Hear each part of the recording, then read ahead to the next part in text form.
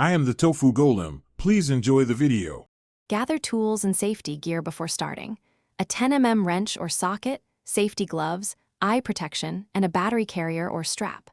Verify the replacement is a 12-volt Group 35 battery rated near 550 cca and matching the original tray dimensions so cables reach without strain.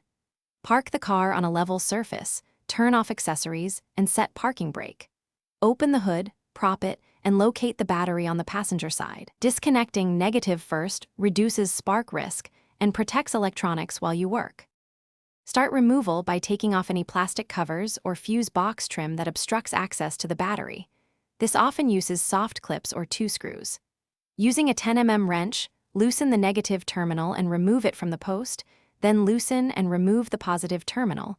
Always remove negative first to avoid shorts. Next, unbolt the hold-down clamp with a 10 mm socket, place bolts aside, and carefully lift the battery straight up. A battery commonly weighs around 40 pounds, so use proper posture or a helper. Set the new Group 35 12-volt battery into the tray with the same orientation as the removed unit, ensuring posts are positioned for cable access. Reinstall the hold-down clamp and tighten securely so the battery cannot shift. Reconnect the positive terminal first, then the negative. Tighten terminal nuts until snug, about 3 to 5 ft-lb, to ensure good contact without crushing the terminal. Apply a small amount of dielectric grease to posts to slow corrosion. Start the engine to confirm a clean start, reset clocks and memory, and recycle the old battery properly.